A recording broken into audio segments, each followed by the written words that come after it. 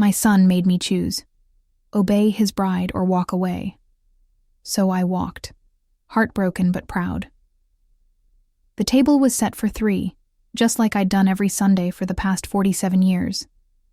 The cornbread was still warm in its cast-iron skillet, the sweet potato casserole glistening with those little marshmallows Jordan used to pick off as a boy. My grandmother's china caught the afternoon light streaming through the lace curtains. Benjamin hung the year Jordan turned 5. Everything was ready. Everything except my heart, which kept fluttering like it knew something I didn't want to know. I adjusted the cloth napkins one more time. Mama's good ones. The ones she'd embroidered with tiny violets during those long evenings when Daddy worked, the night shift at the steel mill. My arthritic fingers traced the delicate stitches, remembering her voice. Evelyn May, presentation matters. It tells folks they're worth your finest. The cranberry sauce sat untouched in its crystal bowl, ruby red and perfect. I'd made it from scratch, just like Mama taught me, just like I'd taught Jordan's girlfriends over the years, the ones who'd actually wanted to learn. The jazz record I'd put on earlier had finished, leaving only the soft tick of the mantel clock Benjamin restored when we were newlyweds. I should have changed the record, but my hands felt too heavy, weighed down by a sadness I couldn't name. 6 o'clock came and went. Then 6:30. I poured ice water into the glasses, the cubes crackling as they hit the bottom. Through the kitchen window I could see Mrs. Henderson next door tending to her roses, even in November. That woman had been gardening since we moved to this neighborhood 35 years ago, back when Jordan was learning to ride his bicycle on these same sidewalks. I thought about the postcard tucked behind the sugar canister, the one from my old library colleague, Dorothy, who'd moved to that artist's residence in Charleston. "Come see what growing older can look like when you're not just surviving it," she'd written in her careful librarian's script. I'd pinned it up months ago, telling myself I was just being sentimental. Now it felt like prophecy. At 6:45, I heard the car doors slam. No knock on the door, no call of, "Mama, we're here," the way there used to be when Jordan would bound up the porch steps, sometimes bringing flowers from the grocery store, sometimes just his smile.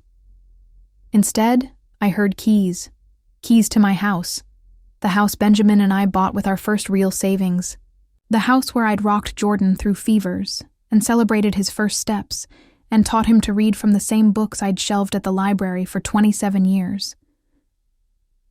Jordan walked in wearing one of those expensive sweaters I'd seen in magazine ads, the kind that cost more than I spent on groceries in a month.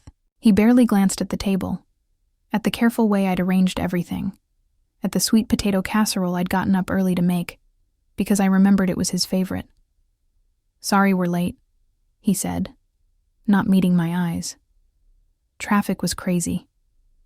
Behind him came Kendra. Lord, that girl swept into my dining room like she was inspecting property for auction.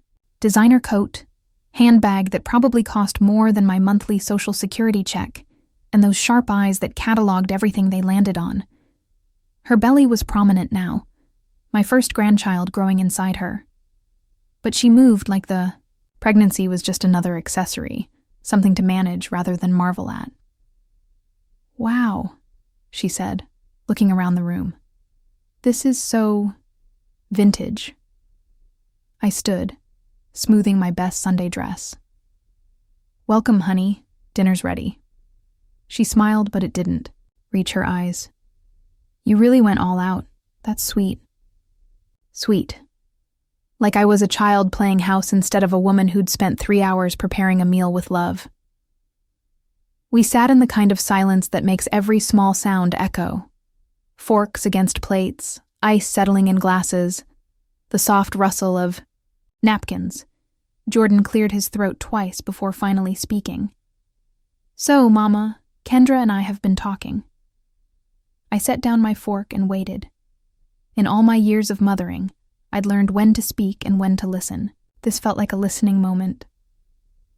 "We were thinking we might stay here for a while, just until after the baby comes." "Stay here?" I asked quietly. "Your house is so much bigger than our apartment," Kendra added, gesturing with her fork. And Jordan says you get lonely anyway. Lonely. As if loneliness were a character flaw instead of the natural result of loving people who grow up and move away. I thought this was just Sunday dinner, I said. Jordan shifted in his chair. Well, yeah, but we figured it was time to talk about arrangements. What kind of arrangements? He looked at Kendra, who nodded like she was giving him permission to continue. You rattling around in this big house by yourself doesn't make sense anymore, Mama. And with the baby coming, we need space. Real space. I stared at him. This man who used to crawl into my bed during thunderstorms, who'd cried in my arms when his father died, who'd brought me dandelions from the yard every Mother's Day until he turned 12 and decided flowers were for girls. Maybe you'd be more comfortable somewhere designed for people your age, he continued. You know, with activities and medical staff nearby. Willow Crest has a good reputation. Willow Crest. He'd already researched it. And if you'd rather... Stay, Kendra added with that same brittle smile. Maybe you could help out around here, with the baby and all. Jordan says you were always good with children. I folded my napkin slowly, pressing the creases sharp as prayers. Help out how? You know, she waved her hand vaguely. Cooking, cleaning, babysitting when we need it. Like family does. Like staff, she meant. Like help. For a long moment, nobody spoke. I looked at the cranberry sauce, still untouched, and remembered the morning I'd made it. Standing at the stove, stirring slowly while Duke Ellington played on the radio, thinking about how Jordan used to help me cook when he was small, standing on the step stool Benjamin built, his little hands carefully measuring ingredients. You've both made yourselves comfortable with this plan, I said finally, my voice steady as Sunday morning. But don't expect me to serve. The next morning, I woke before dawn, the way I had for years when Benjamin was alive and I needed quiet time before the day claimed us both. The house felt different already, smaller somehow, like the walls had started turning inward. From the kitchen, I could hear the coffee maker gurgling. I hadn't started it. Downstairs, Kendra stood at my counter in a silk robe that probably cost more than my monthly utilities, scrolling through her phone while coffee dripped into a carafe I didn't recognize. My grandmother's recipe box was gone from its spot beside the window, replaced by a sleek vitamin organizer and a row of prenatal supplements. Morning, she said without looking up. I organized some of the kitchen stuff. You had a lot of clutter. 47 years of marriage and motherhood, reduced to clutter. I opened the cabinet where I kept my tea tins, the ones I'd carefully labeled in my library handwriting, Earl Grey, chamomile, the special blend I'd discovered at that little shop in Atlanta when Jordan graduated college. They were gone, replaced by protein powder and energy bars. Where are my teas? I asked. Oh, those old tins? They looked kind of dusty, so I tossed them. But I got you some herbal stuff that's supposed to be good for seniors. Tossed them. Like they were garbage instead of the small comforts that had carried me through Benjamin's illness, through Jordan's teenage years, through the long, quiet evenings of widowhood. I walked to the trash can and opened it. There they were, my grandmother's recipe box, and my carefully curated tea collection, tossed in with banana peels and coffee grounds like they were nothing at all. I need those, I said, reaching into the bin. Kendra looked up from her phone, for the first time. Oh, sorry. I didn't know you still use them. But honestly, Mrs. Carter, some of those recipes looked kind of old-fashioned. I found this great meal planning app that's much more nutritionally balanced. I pulled out my grandmother's box, brushing off a piece of eggshell. The metal was dented, and one corner was bent where it had hit the bottom of the can. Inside, recipe. Cards written in 3 generations of women's handwriting were scattered and stained. These recipes, I said quietly, fed my husband through 32 years of marriage. They fed my son through 18 years of growing up in this house. They Fed church potlucks and funeral receptions and Sunday dinners for more people than I can count. Kendra shrugged. I'm sure they're full of memories. But we'll need to modernize if we're going to live here. This whole place needs updating, honestly. These colors are so depressing. I looked around the kitchen. Benjamin and I had painted sage, green the spring before he died, when he was still strong enough to climb ladders, and I still believed we had years ahead of us. The color reminded me of new leaves, of hope, of the garden we'd planned but never got to plant together. I'll take care of my own things, I said. That afternoon, while Kendra napped and Jordan worked from what used to be Benjamin's study, I walked to the library. The November air was sharp enough to make my eyes water, but I needed to be among books again, needed the familiar quiet of knowledge organized and cared for. Martha looked up from the circulation desk with surprise. Evelyn, what brings you in today? I hadn't been back since my retirement party 3 years ago, when they'd given me a plaque and a grocery store cake and told me how much I'd meant to the community. Standing there in the fiction section, surrounded by stories I'd recommended to countless patrons over the years, I felt something loosen in my chest. Just wanted to look something up, I said.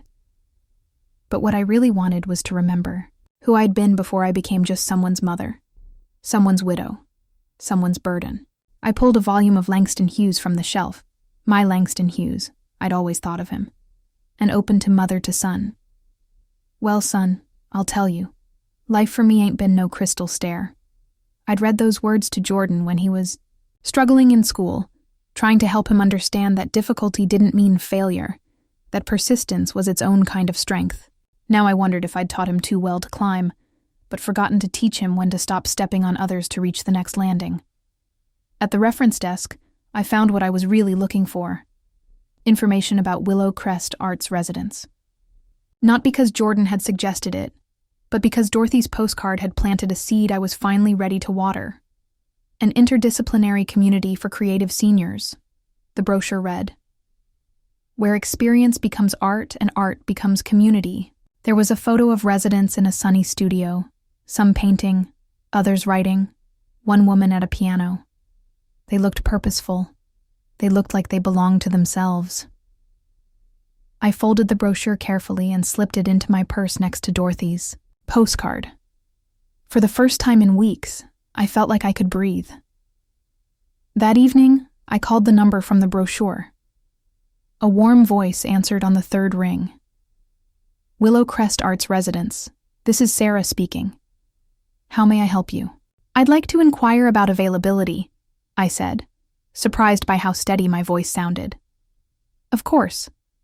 Are you interested in independent living or assisted care? Independent. A private apartment if possible. We do have a lovely corner unit available in our newest building. Garden view, full kitchen, and it's just down the hall from our writing studio. Writing studio. When was the last time I'd written anything besides grocery lists and Christmas cards? Could you send me some information? I asked. Absolutely. And if you'd like to schedule a visit, I'm here Monday through Friday. After I hung up, I sat for a long time in Benjamin's chair, the brown leather recliner that still smelled faintly of his aftershave. I pulled out the small notebook I'd kept during my library years, the one where I'd jotted down book recommendations and patron requests, and, occasionally, lines of poetry that came to me during quiet moments between the stacks. I wrote, Moving, day December 15th. Then I closed the notebook and went upstairs to find my suitcase. The letter came on Wednesday. Thick, cream-colored envelope with the Willow Crest logo embossed in forest green. Inside were floor plans, activity schedules, a meal plan that looked like it was designed by someone who understood that food was more than fuel, and a welcome packet that made me feel like I was being invited rather than warehoused. I was reading about the weekly poetry circle when Jordan found me at the kitchen table. What's that? He asked, leaning over my shoulder. Information about Willow Crest, I said. You mentioned it the other day. His face brightened with what I suppose he thought was relief. That's great, Mama. See? I told you it would be perfect for you. Perfect. Like I was a problem that needed solving rather than a person who deserved choosing. "When are you thinking of moving?" he asked. "December 15th. That soon? I mean, that's great, but we could probably help you get settled first. Make sure I can manage," I said quietly. That night, I called my lawyer, Mr. James, who'd handled Benjamin's will and helped me with the insurance paperwork after he died. James had been Jordan's Little League coach back in the day, and he'd watched my son grow from a boy who brought earthworms to practice to a man who apparently thought his mother was expendable. "Evelyn," he said when I explained what I needed, "are you sure about this?" "I'm sure about a lot of things," I said. "I'm sure that this house belongs to me. I'm sure that my son has forgotten what gratitude looks like. And I'm sure that at 80 years old, I shouldn't have to beg for respect in my own home." "All right then. Let's make sure everything is legally clear." The papers were ready by Friday. Property transfer to establish a trust, financial arrangements, to ensure my independence, and a provision that caught my breath when Mr. James explained it. The Evelyn May Carter Literary Arts Grant, funded by the sale of the house, to provide writing scholarships for young people from underserved communities. "Your husband would be proud," Mr. James said as I signed the final document. "I hope so," I whispered. That evening, I found Jordan in Benjamin's study, sitting at the desk where his father used to grade papers late into the night. Jordan had his laptop open, spreadsheets glowing on the screen. "Hey, Mama," he said without looking up. "Kendra and I were thinking about turning the back bedroom into a nursery.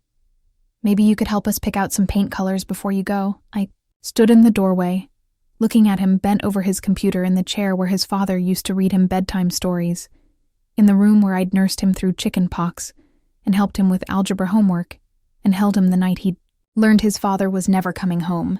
"Jordan," I said. Still not looking up. "Do you remember when you were 7 and you brought me that Mother's Day card you'd made at school?" Finally, he glanced over. Vaguely. "Why?" "You wrote, 'My mama is the best mama in the world because she makes everything better.' Do you remember what I told you?" He shrugged. "Not really. I told you that someday you'd be grown up and wouldn't need me to make things better anymore. And I told you that would be okay, because the best gift a parent can give a child is raising them to not need you." "Okay," he said, clearly confused about where this was going.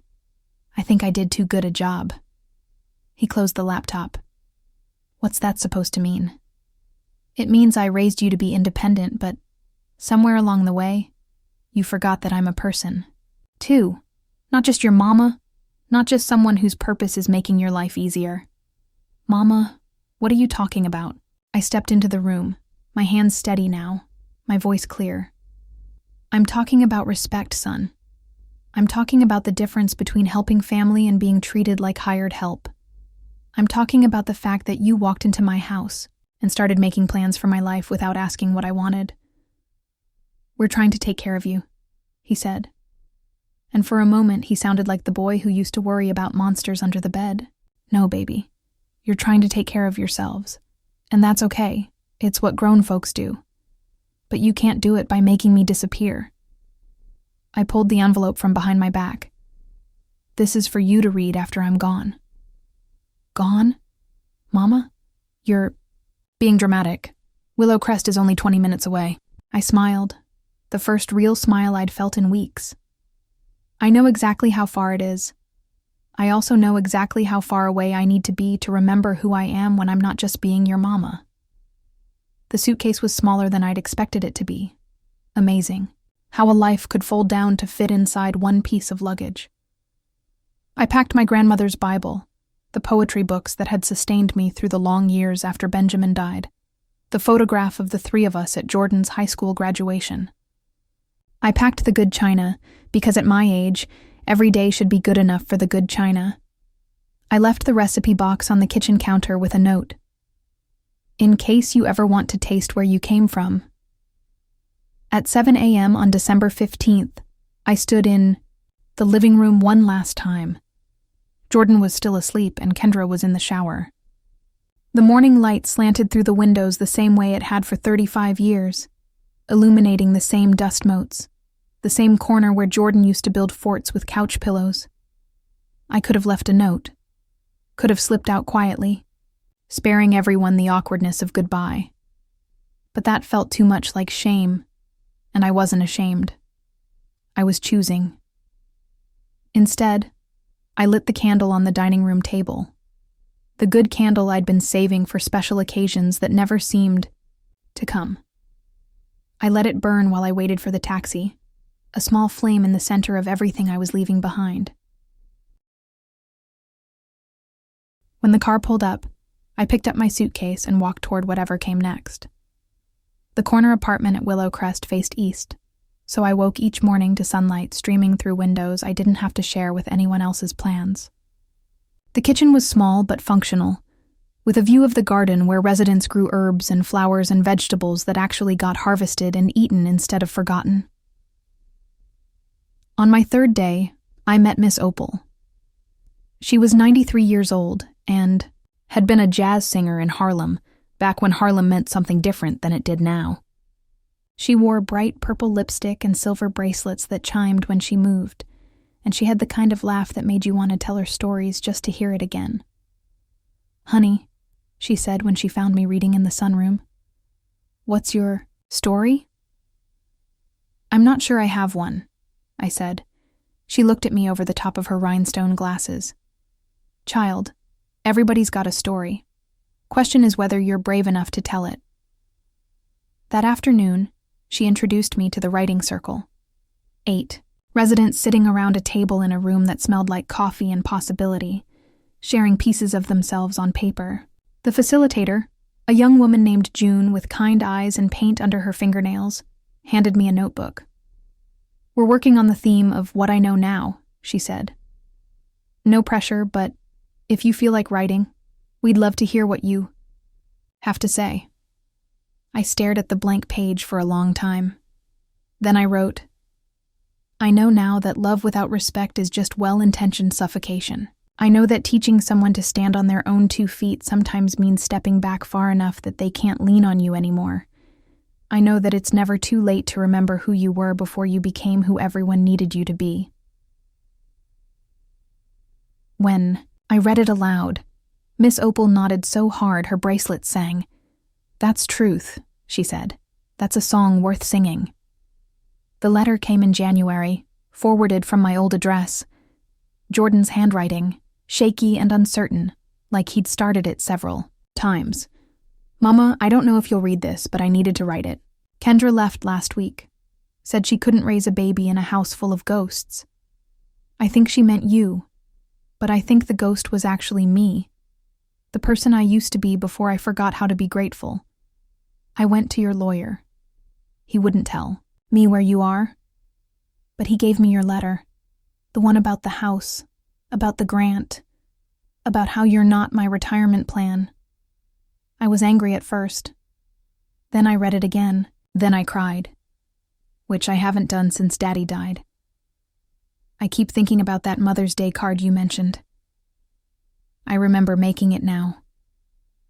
I remember how you hugged me and said it was the most beautiful thing anyone had ever given you. I remember feeling like I was the most important person in your world. Somewhere along the way, I forgot that you were the most important person in mine. I don't know how to fix this. I don't know if you want me to try, but I want you to know that I understand now. You didn't stop loving me. You stopped letting me take your love for granted. If you're willing, I'd like to try to be the kind of son who deserves a mother like you. Jordan." I folded the letter carefully and put it in the drawer with Benjamin's old letters, the ones he used to write when he traveled to conferences, full of little observations about the places he'd seen and reminders that he missed me. I didn't answer right away. Some things need time to settle, like flour in a sifter or wisdom in a heart that's been bruised too many times. Spring came early to the Willow Crest Gardens. I joined the horticultural therapy group, learning to coax life from soil with my hands instead of just my words. My fingers, stiff with arthritis, remembered the gentle pressure needed to nestle seeds just deep enough to grow. In the writing studio, I started working on something longer than poems or reflections, a memoir about libraries and love, about the books that had shaped me and the people who had read them. June encouraged me to submit a chapter to a literary magazine that specialized in late-in-life voices. "Age brings perspective," she said, "and perspective is what good writing is made of." The acceptance letter came in April. My first published piece in 60 years of living, and it felt like discovering I had wings I'd forgotten how to use. On Mother's Day, a small package arrived with no return address. Inside was a card, handmade, like the ones Jordan used to create when he was 7. The front was decorated with pressed flowers, and inside, in his careful grown-up handwriting, he'd written, "My mama is still the best mama in the world, not because she makes everything better, but because she taught me that some things are worth being better for." At the bottom, he'd included his phone number and a single line. "When you're ready." I wasn't ready yet. But for the first time in months, I thought I might be, someday.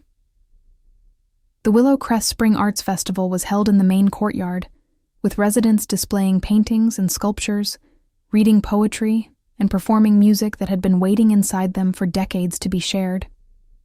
Miss Opal sang "Strange Fruit" with a voice that trembled but never broke, and the entire audience sat in reverent silence when she finished. When it was my turn at the microphone, I looked out at faces that had become familiar. June with her encouraging smile, Miss Opal with her purple lipstick and knowing eyes, Dorothy who had driven down from Charleston to hear me read. "I used to think," I said, "that starting over was something that happened to you, a tragedy or a loss that forced you to rebuild. But I've learned that sometimes starting over is something you choose. Sometimes it's the bravest thing you can do." I read from my memoir, the chapter about the last library book I'd shelved before retirement, a collection of Maya Angelou's poetry that a young mother had requested for her daughter. I'd recommended it because I remembered being that young mother once, hungry for words that would help me understand my own strength. The applause was warm and genuine, but what meant more was the conversation afterwards, when June introduced me to her mother, who had driven up from Savannah to attend the festival. "Mrs. Carter," she said, "I want you to know that my daughter talks about you all the time. She says you've inspired her to think about what growing older can look like, when you're living for yourself instead of just surviving for others." That night, in my small apartment with its view of the garden, I called the number Jordan had written in his card. He answered on the second ring. "Mama." "Hello, son." There was a long pause, and I could hear him crying on the other end of the line. "I'm sorry," he whispered. "I'm so sorry." "I know, baby. I know. Would it be okay if I came to see you? Not to ask for anything, just to see you." I looked out at the garden, where the orchids I'd helped plant were beginning to bloom, fragile, resilient, beautiful in their own quiet way. "Yes," I said, "I'd like that." We talked for an hour that night, really talked, maybe for the first time since he'd become an adult. He told me about the loneliness he'd felt since Kendra left, about the way the house echoed with emptiness he'd created himself. I told him about the writing, about Miss Opal and June, about the version of myself I was discovering in the space between what I'd been and what I was becoming. When we finally said goodbye, he said, "Mama, I love you. I love you too, son, and I'm proud of who you're trying to become." The next weekend, he drove down to visit. I gave him a tour of Willow Crest, introduced him to my friends, showed him the writing studio where I'd been rediscovering my voice. We had lunch in the dining room, where conversation flowed around us like music, where people asked about his work and his interests instead of just his relationship to me. After lunch, we walked through the garden. The orchids were in full bloom now, their delicate faces turned toward the sun. "I never knew you wanted to be a writer," he said. "I never forgot," I replied. "I just put it away for a while." "Do you think you would have if Daddy hadn't died? If I hadn't needed so much?" I stopped walking and looked at him. Really looked at him. This man who had grown from the boy who used to bring me dandelions, who had inherited his father's eyes and his mother's stubborn streak. "Jordan," I said, "loving you was never a sacrifice. Raising you was the privilege of my life. But losing myself in the process, that wasn't love. That was fear." "Fear of what?" "Fear that if I wasn't indispensable, I wasn't valuable. Fear that if I wasn't always giving, I wasn't worth keeping." He nodded slowly. "I think I was afraid of the same thing. That if I wasn't achieving, if I wasn't succeeding, if I wasn't enough, then maybe I wasn't worth loving." "Oh, honey," I said, reaching for his hand. "You were always enough. You were enough when you were 7 years old and proud of a handmade card. You're enough now, trying to figure out how to be a better man. That's all any of us can do. Keep trying to be better than we were yesterday." We sat on a bench facing the orchid bed, and I told him about the Evelyn May Carter Literary Arts Grant, about the young writers who would receive scholarships in his grandmother's memory, about the way love multiplies when you give it away instead of hoarding it. "I want to help," he said. "With the grant, I mean. I want to be part of it." "I'd like that," I said. As the sun set over the Willowcrest Gardens, I felt something I hadn't felt in years, the deep satisfaction of a life being lived on my own terms. Not perfect, not without sadness or regret, but mine. Jordan stayed for dinner, and I introduced him to Miss Opal, who regaled him with stories about the famous musicians she'd known and the less famous ones who had been more talented. She made him laugh, really laugh, in a way I hadn't heard since he was young. When he was getting ready to leave, he hugged me tightly. "Thank you," he whispered. "For what?" "For showing me what strength looks like, for teaching me that love isn't possession, for not giving up on me, even when I gave up on myself." After he left, I sat in my apartment with a cup of chamomile tea and opened my writing notebook. Miss Opal knocked on my door around 9, wearing a bright green robe and carrying 2 glasses of wine. "How'd it go with your boy?" she asked, settling into my reading chair like she belonged there. "Good," I said. "Hard, but good. The best conversations usually are." She raised her glass. "To second chances." "To choosing yourself," I countered. "To both," she said, and we drank to the complicated grace of getting older without getting smaller. That night, I wrote in my journal, "Today, I remembered that healing doesn't mean going back to who you were before you were hurt. It means becoming who you were always meant to be, taking the wisdom earned from the hurting and using it to build something stronger. I am 80 years old. I am a mother, a widow, a retired librarian, and a beginning writer. I am a woman who chose her own dignity over her son's convenience, her own peace over his expectations. I am proud of the choice I made, not because it was easy, but because it was mine. Tomorrow I will tend the orchids in the garden. I will sit in the writing circle and listen to Miss Opal's stories. I will work on my memoir and plan the first recipients of the literary grant. I will call Jordan and ask about his week. I will be fully, completely, unapologetically myself. At Mon, 80 years old, I am finally learning what it means to bloom where I plant myself, instead of waiting for someone else to choose the soil. 6 months later, at the first annual Evelyn May Carter Literary Arts Grant ceremony, I stood at a podium in the Willowcrest Community Room and looked out at an audience that included the scholarship recipients, 5 young writers from underserved communities who would use the grants to attend writing workshops and college programs. Jordan sat in the front row next to June and Miss Opal. He had driven down from Atlanta, where he'd started volunteering with a literacy program for adults. Behind him sat Dorothy and several of my former library colleagues, and in the back, Martha from the circulation desk held up her phone to record my speech. When I was young, I began, I thought that growing older meant growing smaller, that, with each passing year, I would have fewer choices, fewer dreams, fewer chances to become who I was meant to be. I thought that wisdom came from learning to settle, from making peace with less than I deserved. I paused, looking at the faces in front of me, young and old, familiar and new, all of them proof that community could be chosen as well as inherited. But I've learned that growing older can mean growing larger. Larger in spirit, larger in purpose, larger in the kind of love that includes yourself in its embrace. I've learned that it's never too late to choose courage over comfort, authenticity over approval, your own voice over the silence others might prefer. The applause was warm and sustained, but what moved me most was seeing Jordan wipe tears from his eyes, seeing June beam with pride, seeing Miss Opal nod approvingly and whisper something to Dorothy that made them both laugh.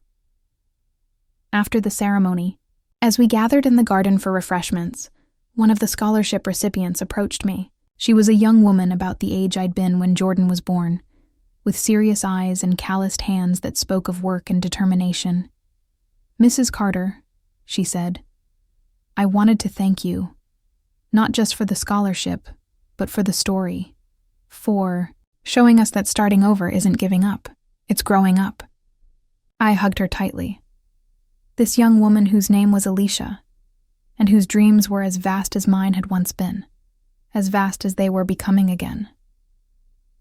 "Promise me something," I said. "What?" "Promise me that you'll never make yourself small to make others comfortable. Promise me that you'll remember that your voice matters, that your stories deserve to be told, that choosing yourself isn't selfish, it's necessary." She nodded solemnly. "I promise." As the sun set over the Willow Crest Gardens, I stood among the orchids I'd helped plant, surrounded by people who saw me as I was.